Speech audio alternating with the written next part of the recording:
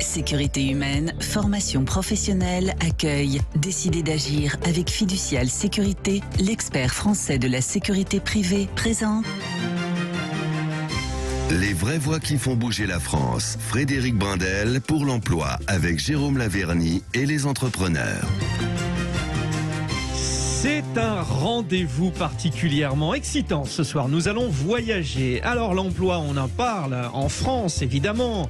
Ça fait partie de notre quotidien. Mais dites-moi, nous partageons un marché, celui de l'Union européenne. Et que disent nos voisins? Et puis, d'une manière générale, que disent ceux, que font, que vivent ceux qui sont nos voisins, mais qui ne sont pas dans le marché de l'Union européenne?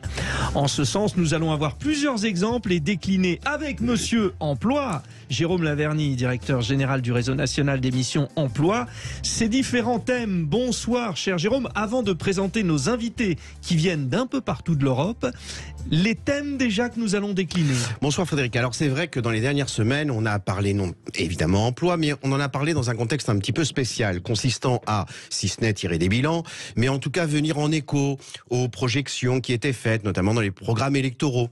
Donc il a été question de tout un tas de thèmes qu'on va rappeler aujourd'hui et soumettre à l'établi de notre vaste horizon européen. Parce que c'est un topoi aussi, un lieu commun de nos hommes politiques d'aller se référer à un moment donné, quand ils n'ont plus rien à dire, à un modèle allemand, danois, etc. Enfin bref, et à essayer de souvent faire... les Scandinaves et les Allemands ont bonne presse dans ce domaine. C'est ça, c'est ça. On verra que pas forcément un juste titre aujourd'hui, parce qu'on va aller beaucoup dans le sud, en Espagne, en Italie, et puis dans le sud du nord, c'est-à-dire en Suisse, simplement donc pour voir un petit peu, s'agissant des thèmes qu'on a abordés dans le cadre notamment de ces programmes électoraux, mais aussi de l'actualité. On a parlé la semaine dernière de télétravail. Alors qu'est-ce qu'il en est du télétravail en Suisse, en Espagne, en Italie, du sens du travail, des besoins de recrutement s'y accru en France et auxquels certaines entreprises ne parviennent à satisfaire pour assurer leur activité, aux salaires, aux vacances, aux différences, aux possibilités d'évolution, peut-être éclairer aussi les auditeurs de Sud Radio sur la possibilité, parce que les trois pays qui sont représentés là ce soir, que ce soit l'Italie, l'Espagne ou la Suisse, ça donne envie d'y vivre aussi. Donc, est-ce qu'il est possible d'y travailler? Bien évidemment, bien évidemment. Donc, pas de circonvolution, pas d'envolée lyrique, pas de considération théorique, ni même macroéconomique, mais simplement à l'établi encore une fois de choses complètement pratico-pratiques. Voyons si l'herbe est plus verte en Espagne, en Italie et en Suisse. En Italie, avec Elisabetta Marigliano, mais qui vit en France, alors en plus à un poste qui fait rêver, celui de responsable de la communication, des ressources humaines et des relations publiques de Disneyland Paris. Et bonsoir. Oui, bonsoir. Alors, comment dit-on bonsoir en italien? Buonasera. Buonasera. Buenas tardes, buenas noches, señora Silvia Basels Moros, directrice générale de Synergie España. Bonsoir. Bonsoir, un plaisir d'être entre vous. Merci, es un placer también. Alors j'ai appris un peu l'espagnol à l'école. Alors pour nos amis suisses, Xavier Perrin, DRH Ascor SA, filiale du Crédit Agricole et Capgemini en Suisse. Alors vous me faites pas le coup comme on a souvent fait en Suisse, quand j'essaye de parler français, on me dit non, on parle allemand ou anglais. Non, vous êtes bien francophone. Ou italien, attention. Oui, et j'ai peur de vous décevoir sur l'accent, puisque j'ai des origines françaises, donc voilà. Mais je vais essayer de faire un effort pour allonger un petit peu mes phrases. Ah, l'accent. Bonsoir et merci de l'accueil. L'accent de la Romandie, peut-être, un peu, c'est sympa comme ça. on va commencer peut-être par Silvia Basels Moros. Aujourd'hui, en Espagne, alors je donnais tout à l'heure en préambule de cette émission les chiffres de l'Union européenne. Plus mauvais élève, la Grèce, 13,3% de taux de chômage. Espagne, en deuxième position de ses plus mauvais élèves, 12,7%. Qu'est-ce qu'on peut dire de la situation de l'emploi en Espagne? Est-ce que ce pays, votre pays, vit une situation difficile? C'est vrai que de plus en plus, c'est plus difficile de trouver certains profils ici à l'Espagne, mais si on fait une comparaison avec le reste des pays de l'Europe, nous sommes mieux. Il y a quelques profils qui sont difficiles de recruter, mais pas comme le reste d'autres pays que j'écoute souvent mes colère qu'ils ont de difficultés pour faire le recrutement de profils de plusieurs secteurs. Bon, j'aimerais préciser votre question, Frédéric, à Silva Balcells. Aujourd'hui, en France, un des baromètres du fait qu'il y a de grosses difficultés de recrutement, c'est précisément votre succès en fait, le succès de Synergie et autres acteurs de l'emploi comme on les appelle ici, parce qu'en fait un certain nombre d'entreprises en désespoir de cause, quelle que soit leur pratique historique ou pas, eh bien recourent à des acteurs de l'emploi, recourent à l'intérim parce qu'elles y voient la possibilité d'assurer plus rapidement et plus efficacement leur recrutement. Flexibilité et efficacité surtout dans l'interface entre demandeurs d'emploi et entreprises. Est-ce que c'est le cas en Espagne? Est-ce que vous, Synergie España, vous êtes sollicité par de plus en plus d'entreprises car précisément elles voient en vous une plus grande efficacité, une plus grande rapidité pour trouver des profils? Oui, bien sûr, parce que c'est notre métier. Notre métier, c'est précisément de recruter de différents profils, de différents secteurs. Et je peux dire aussi que maintenant, comme il y a des difficultés dans des autres pays, ils viennent à l'Espagne nous demander de recruter des profils, par exemple pour la France, pour la Suisse, pour la Belgique, des autres pays. Alors bien sûr, c'est notre métier, alors c'est ce qu'on sait faire. Elisabeth Marigliano, donc vous êtes installée en France, vous êtes italienne. L'Italie aujourd'hui, est-ce qu'elle a un fonctionnement totalement différent de celui de la France par rapport à l'emploi ? Totalement différent, je ne pense pas. On a les mêmes difficultés qu'on retrouve ici en France. Notamment, on le sait, le pays comme la France est un pays qui vit du tourisme. Donc forcément, on a du mal à recruter dans certains métiers comme l'hôtellerie, pour ne pas parler des métiers de la restauration. Donc je pense qu'à ce niveau, on a les mêmes difficultés qu'on retrouve en France. L'Italie essaye quand même de faire des efforts. Alors on sait que le pays il a beaucoup souffert avec la crise sanitaire, comme d'ailleurs la plupart des pays européens. Mais vous avez cité tout à l'heure donc des pays qui ont un taux de chômage assez élevé. Vous avez parlé de la Grèce, de l'Espagne, mais à la troisième position, on retrouve l'Italie aussi. Tout de suite après ces deux pays, donc on a un taux de chômage qui est aux alentours de 8%, donc qui reste encore élevé, pour ne pas parler du taux de chômage des femmes et des seniors. Donc à ces niveaux, je pense que l'Italie effectivement devrait faire des efforts. Je vois qu'il y a beaucoup d'efforts qui sont faits en France, notamment pour les seniors, pour les jeunes bien évidemment, parce qu'on essaye toujours de donner de la possibilité. En Italie, il y a encore beaucoup d'efforts à faire. Néanmoins, je pense que vous nous en avez parlé, c'est un pays dans lequel la Dolce Vita attire énormément de personnes. Ça fait rêver l'Italie. Ça fait rêver la Dolce Vita. Et ça fait rêver aussi la gastronomie. Bon, d'ailleurs, pour ça aussi, je pense que c'est à peu près la même chose qu'en France. C'est ça, je confirme. Donc, effectivement, on essaye d'attirer davantage. Bon, vous avez parlé de la question de recrutement. Jérôme, question supplémentaire pour l'Italie. La crise, effectivement, Covid a particulièrement affecté et de façon liminaire le pays. On disait la semaine dernière dans l'émission combien le télétravail a révolutionné les pratiques parce que on était loin du compte avant la crise. Beaucoup d'entreprises voyaient ça de très loin et les dispositifs qui étaient mis en place de télétravail étaient faits de façon très laborieuse et assez peu efficace. Évidemment, la crise a tout révolutionné. Est-ce qu'on a la même chose en Italie? Est-ce que le télétravail s'est instauré, s'est installé dans les pratiques des entreprises et des salariés? Bien sûr, je vais vous répondre par des chiffres clés, parce que moi j'adore les chiffres clés. Avant la crise sanitaire, donc avant la Covid, on était à 7% des travailleurs italiens qui pratiquaient le télétravail. 7%, c'est rien. C'est pas grand-chose. C'est pas grand-chose. Donc, et d'ailleurs, le télétravail, il était mal vu. Quand on fait le télétravail, on fait rien. Donc c'était un peu dans la mentalité italienne. Avec la pandémie, on est arrivé à 40%. Actuellement, en 2022, on est à 50% des travailleurs qui continuent à pratiquer le télétravail au moins une fois par semaine. D'accord. Alors que vous aussi, vous avez aboli les restrictions comme en France. Oui, mais ça fait pas longtemps. Ça fait pas longtemps et je pense que c'est pour ça qu'effectivement l'Italie a atteint un niveau de 50% de personnes qui pratiquent encore le télétravail parce que les restrictions sanitaires ont été très dures jusqu'à il y a quelques semaines. Alors Alors, ça, c'est très important. Juste une petite observation, Frédéric. Oui. C'est très important. Sylvia Balcells disait que certains pays recouraient à Synergie Espagne, la Belgique, la France et d'autres pour recruter des Espagnols allant travailler pour des entreprises hors Espagne. On a dit la semaine dernière que le télétravail avait permis précisément un redéploiement de certaines zones, notamment rurales, à l'intérieur du contexte français. Ça veut donc dire que si le télétravail s'est autant développé en Italie, peut-être en Espagne, et on va le voir en Suisse, eh bien qu'il y a peut-être une mobilité potentielle à imaginer, à instaurer, non plus cette fois entre régions d'un même pays, mais peut-être pays d'une même union. Jérôme, on va continuer notre tour d'Europe. Je voulais absolument parler avec Xavier Perrin, donc notre interlocuteur suisse. La Suisse, rappelons-le, ne fait pas partie de l'Union européenne, au même titre que d'autres voisins européens, comme la Norvège, comme depuis peu la Grande-Bretagne.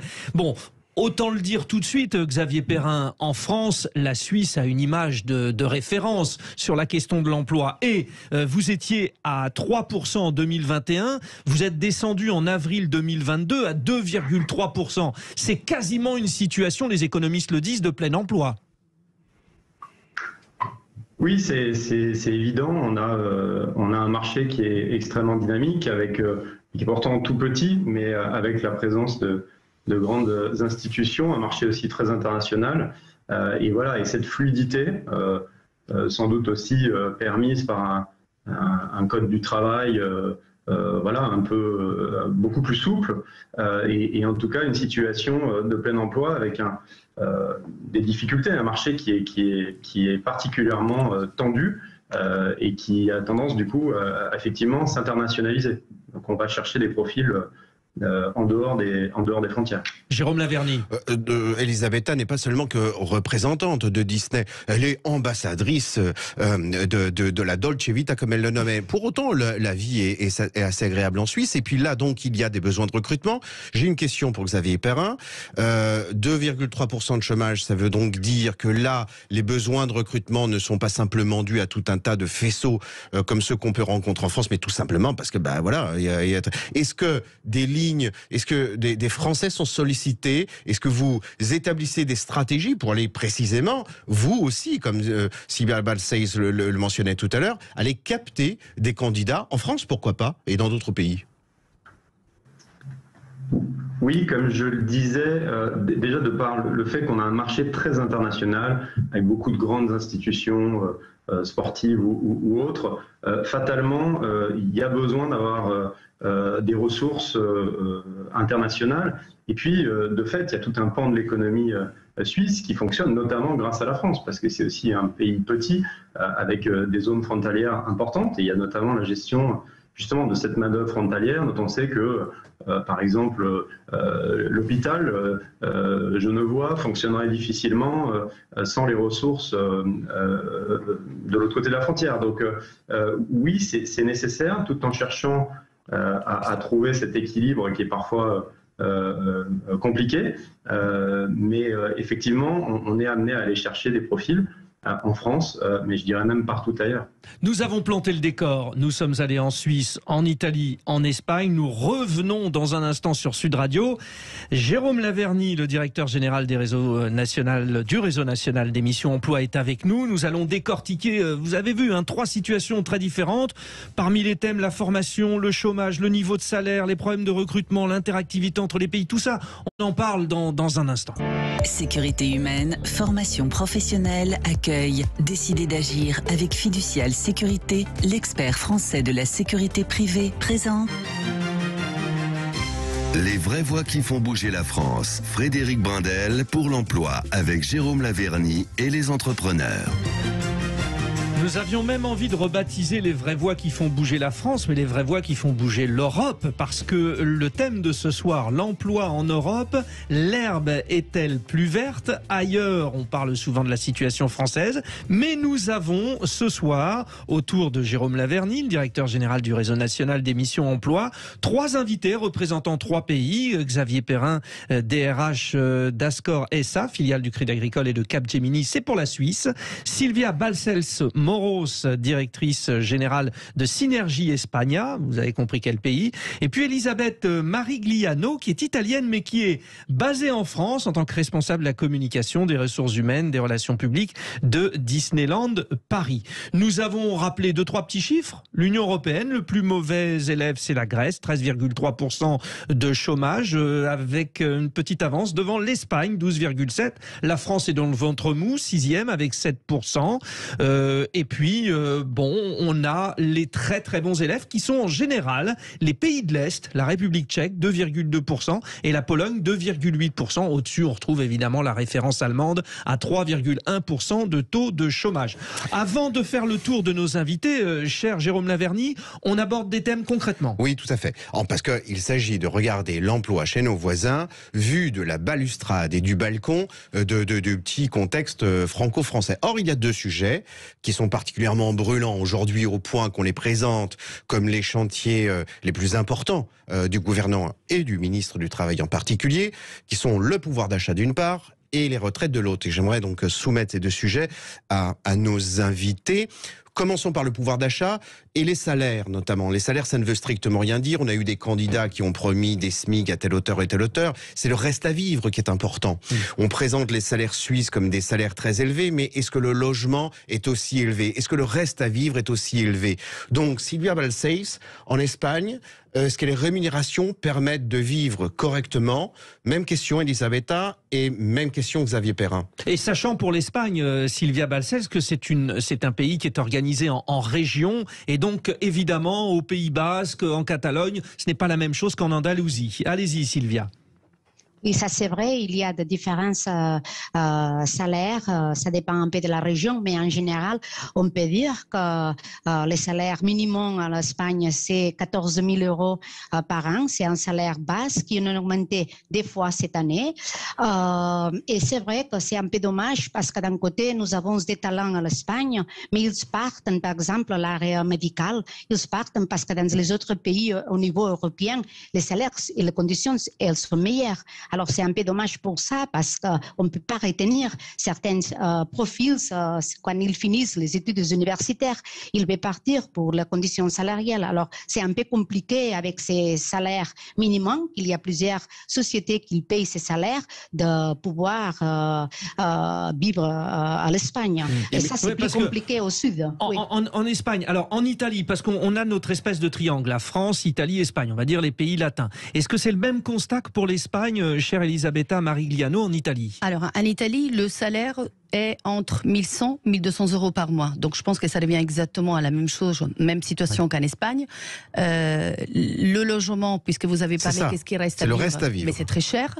Après, ça dépend aussi, on est un peu structuré comme l'Espagne, par région. Bien évidemment, moi, je viens du sud d'Italie. Donc, la partie dite est réputée un peu plus pauvre. Un peu plus pauvre et donc, du coup, plus économique, où on arrive encore à survivre. Mais je parle de survie, parce qu'avec la crise sanitaire, bien évidemment, les salaires, déjà, il y a eu beaucoup de licenciements, et puis, voilà, la situation s'est empirée. Donc, aujourd'hui, qu'est-ce qui reste à vivre? Pas grand-chose. Quand vous allez en Italie, moi, j'étais il y a quelques semaines, j'étais vraiment choquée de voir qu'il y a beaucoup de boutiques, mais même de certaines marques, beaucoup de restaurants qui ont fermé parce que, voilà... Et un loyer à Turin, à Milan, c'est très cher dans la partie nord, évidemment. Complètement. C'est comme Paris. Ouais. Jérôme, pour poursuivre votre question, on fait notre petit tour, on va en Suisse. Alors là, ça fait rêver. Tout le monde se dit, tu vas être payé en francs suisses, tu vas être très riche.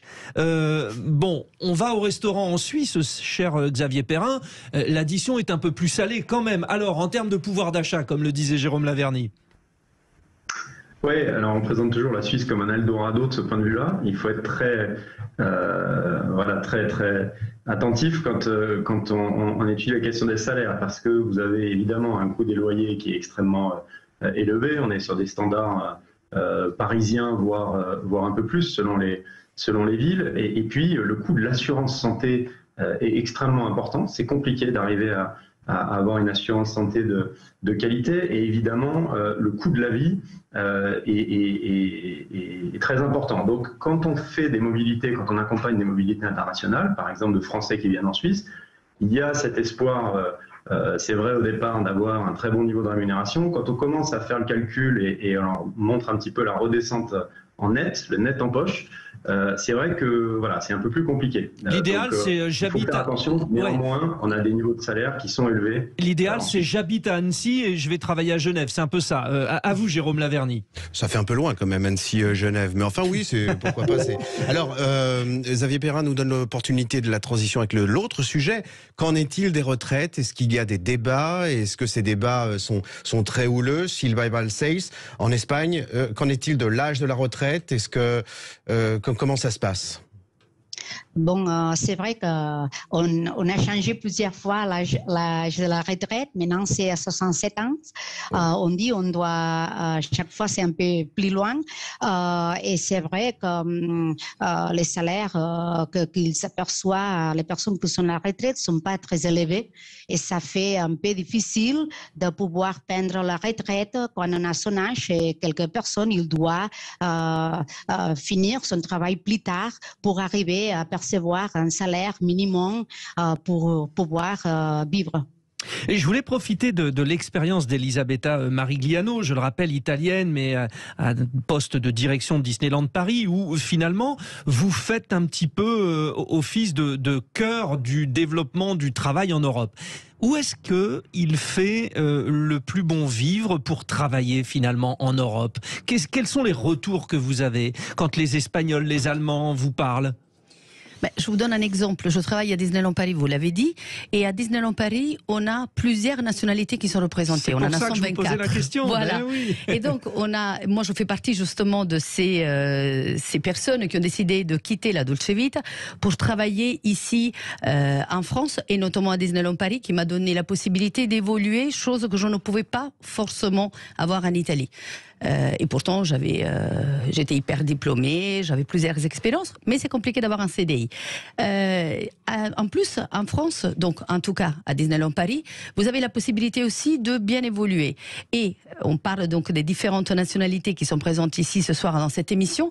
On a bien évidemment une population assez importante de salariés qui est représentée par les Français, suivie des Italiens. Donc c'est pas pour rien qu'il y a la deuxième nationalité parmi les salariés de Disney, la plus représentative. Vous n'êtes pas dépaysé? J'en suis absolument pas dépaysée.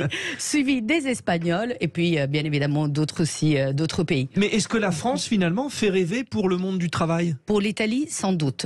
Oui. Ouais. Sans doute. C'est déjà un pays, un très très bon pays, on mange très bien. Culturellement parlant, entre les Italiens et les Français, il n'y a pas beaucoup de différence. On dit que les Français sont des râleurs, mais en réalité c'est pas vrai. Les Italiens aussi.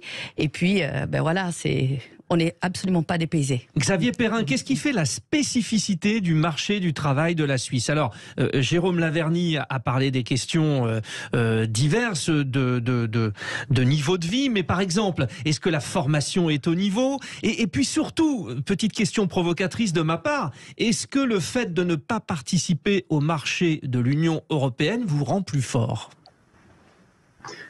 Oui, alors peut-être l'aspect formation est extrêmement important parce que la Suisse a fait un choix de mettre l'accent énormément sur l'apprentissage très très tôt. Ce qui d'ailleurs est un peu perturbant quand on vient de France parce que en fait vous avez à peu près, je vais pas dire de bêtises, mais environ 20% des étudiants suisses qui font l'équivalent du baccalauréat.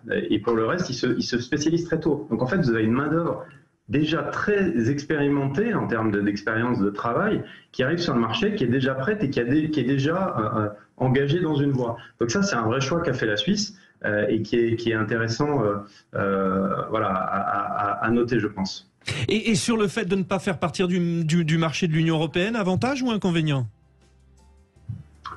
Non, je pense que je botterai en touche, c'est ni un avantage ni un inconvénient. Je pense que il y a une forme de fluidité puisque en fait, on ne vit pas vraiment quand on est en Suisse le fait d'être en dehors de l'Europe, puisque vous avez quand même des accords de libre-échange, vous avez la possibilité d'obtenir des permis de travail de manière extrêmement facilitée. Donc en fait, vu de la Suisse, on le vit pas vraiment comme ça. Grazie mille, muchas gracias, merci cher ami suisse. C'était